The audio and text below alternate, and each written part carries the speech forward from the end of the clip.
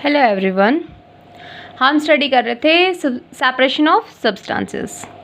इसमें हमने स्टार्ट किया था मेथड्स ऑफ सेपरेशन कि डिफरेंट कंपोनेंट्स को हम कैसे सेपरेट कर सकते हैं जब उन्हें मिक्सअप किया हो। इसमें हमने फर्स्ट स्टडी किया था। हमने लास्ट लेक्चर में दो प्रोसेसेस स्टडी किए थे। वो कौन कौन से थे? फर्स्ट जो था वो था हैंड पिकिंग, कि जो सब्सटेंसेस हैं, जो इम्प्योरिटीज़ हैं, उनको हम हाथ से बाहर निकालते हैं। सेकंड जो था वो था थ्रेसिंग। थ्रेसिंग में डिफरेंट टाइप की थ्रेसिंग हमने स्टडी की थी। थ्रेसिंग मशीन्स थी या फिर थ्रेशिंग किसके द्वारा? मैनुअल थ्रेसिंग थी, थ्रेशिंग बाय एनिमल्स। 3 टाइप की थ्रेसिंग हमने स्टडी की थी। आज थर्ड प्रोसेस जो स्टडी करेंगे वो है विनोइंग। विनोइंग क्या होता है? जो विनोइंग है वो आपने अच्छे से देखा होगा। जब मान लो किसी के खेत होंगे या फिर किसी आस पड़ोस में किसी के देखा होगा, क्या किया आपने? थ्रेसिंग कर ली, ठीक है, अनाज को निकाल लिया। उसके बाद थ्रेशिंग करने के बाद कुछ अनाज ऐसा रह जाता है जिसमें क्या होता है, ग्रेन एंड जो हस्क है वो दोनों मिले हुए होते हैं, दोनों मिक्सअप हुए होते हैं, ठीक है। हस्क होता है भूसा, ग्रेन जो अनाज होता है वो, ठीक है। तो ये मान लो ये अनाज है और इसके ऐसे ऐसे बीच में भूसा है। तो इस विनोइंग के लिए क्या करते हैं आपके घर पे? कुछ याद हो, छाछ। छाछ पता है क्या होता है? अच्छा, छाछ नहीं पता, किसी को डस्ट पैन तो पता होगा ना, जिसके अंदर कूड़ा कचरा डालते हैं। तो वैसे ही छाछ होता है, थोड़ा ढलान वाला। क्या करते हैं, उसके अंदर डाला, इस मटेरियल को डाल के क्या करते हैं, किसी हाइट पे खड़े हो जाते हैं या फिर मान लो सरफेस नीचे अर्थ के ऊपर ही खड़े हो गए, किसी हाइट का सहारा नहीं लिया। या तो हवा चलती है, अगर हवा नहीं चलती है तो क्या करते हैं, कोई फैन वैन लगा लेते हैं और क्या करेंगे, उसको ऐसे टेढ़ा कर लेंगे। एक second, I will show you picture.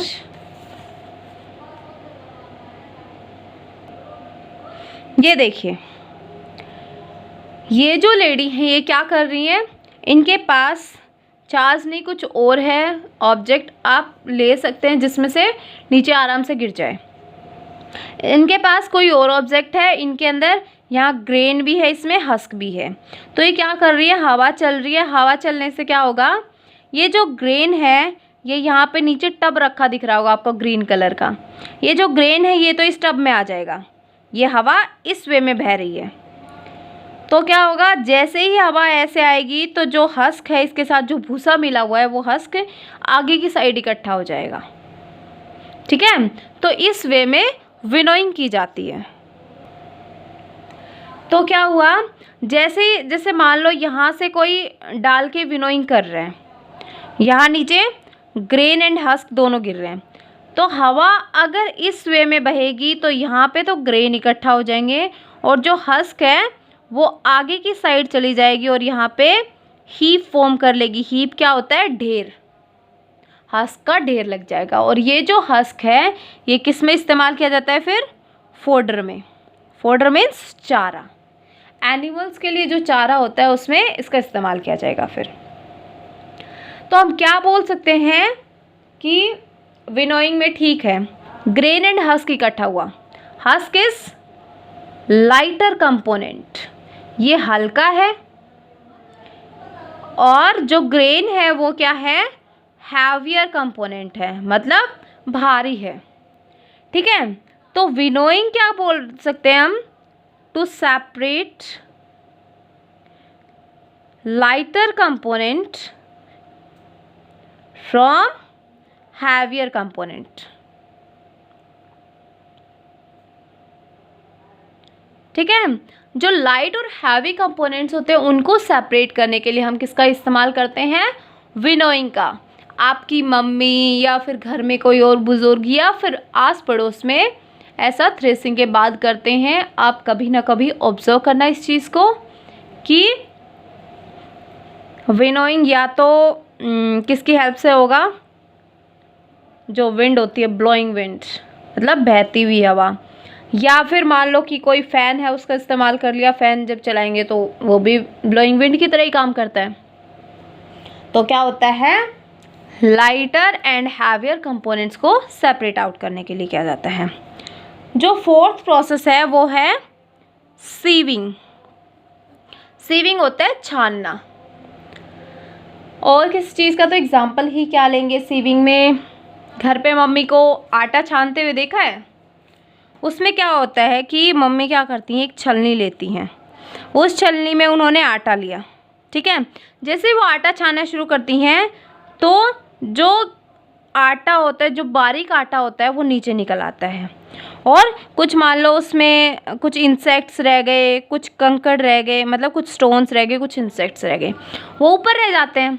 तो हमारा जो आटा है जो काम में आना है वो सेपरेट आउट होके बाहर निकल जाता है, जिसको गूथा जाता है फिर, ठीक है। तो हम क्या बोल सकते हैं, सीविंग में डिफरेंट साइज के मटेरियल को, डिफरेंट साइज ऑफ मटेरियल, इसे सेपरेट आउट करने के लिए सीविंग का इस्तेमाल किया जाता है, छलनी का इस्तेमाल किया जाता है, ठीक है। कि हमने क्या कहा था कि जो, ठीक है, हमने कह दिया डिफरेंट साइज, तो आप ये भी कह सकते हैं कि उसे तो हम हैंड पिकिंग से भी सेपरेट कर सकते हैं, but there is no possibility. क्यों? क्योंकि जो साइज़ होता है वो बहुत ही स्मॉल होता है, साइज़ वेरी स्मॉल होता है, लेकिन क्वांटिटी होती है वो लार्ज होती है। और हम हैंड पिकिंग में क्या करते हैं, क्वांटिटी है वो भी स्मॉल होती है और उसका साइज़ भी लार्ज होता है इम्प्योरिटी का, जिसकी वजह से हाथों से ईजिली उसे सेपरेट कर सकते हैं। लेकिन इसमें साइज़ भी स्मॉल हो गया और क्वांटिटी भी लार्ज हो गई, किसकी, इम्प्योरिटी की, जिसकी वजह से हम इसे हैंड पिकिंग से सेपरेट नहीं कर सकते। हमें इसके लिए सीविंग का ही इस्तेमाल करना पड़ता है, छलनी का ही। अच्छा एक बात बताइए, आपने टी बनाई, चाय, ठीक है, उसमें से आपको टी लीव्स सेपरेट करनी है, क्या आप हाथों से उनको सेपरेट कर सकते हैं? नहीं, उसके लिए भी आपको सीव का इस्तेमाल करना पड़ता है, छलनी का इस्तेमाल करना पड़ता है, जिसमें चाय नीचे आ जाती है और जो चाय की जो पत्ती होती हैं, टी लीव्स होती हैं, वो ऊपर मैट इकट्ठा हो जाता है उनका। चलिए ठीक है, ये भी नहीं देखा आपने। तो घर बना होगा आपका, अभी नहीं बना तो आस पड़ोस में किसी के बना होगा, तो उसमें क्या बोलते हैं, वो बजरी, रेती वगैरह कुछ ऐसा बोलते हैं। तो बजरी जो होती है शायद मोटे वाली होती है, ऐसे बड़े बड़े कंकड़ होते हैं जिसमें से वो लड़कियां खेलने के लिए भी इस्तेमाल करती हैं, उठा उठा के पत्थर, ठीक है। तो क्या हो गया, उनको सेपरेट करने, मतलब इनमें से सैंड इकट्ठी हो जाती है इनके साथ साथ, तो इस सैंड को इससे बाहर निकालने के लिए क्या करते हैं, एक बड़ी सी जाली का इस्तेमाल किया जाता है, और इसके ऊपर जैसे ही डालेंगे तो वो सैंड है वो तो नीचे निकल जाएगी और ऊपर जो बजरी वगैरह है वो ऊपर रह जाएगी, तो उसमें से सैंड सेपरेट आउट हो गई है, ठीक है। तो विनोइंग भी और सीविंग भी, विनोइंग है उसमें हैवियर एंड लाइटर कंपोनेंट्स को सेपरेट करते हैं, मतलब भारी और हल्के को, और जो सीविंग है उसमें क्या करते हैं, डिफरेंट साइज़ का मटेरियल होता है, लेकिन साइज़ इम्प्योरिटी का बहुत छोटा होता है, लेकिन क्वांटिटी लार्ज होती है, तो हैंड पिकिंग का इस्तेमाल नहीं कर सकते इसमें। आप इसे आराम से स्टडी करना, आगे और भी बहुत सारे प्रोसेसेस हैं जिन्हें हम बारी बारी धीरे धीरे स्टडी करेंगे। तब तक के लिए आप इन 4 प्रोसेसेस को रिवाइज करना। Thank you so much, be safe and be happy.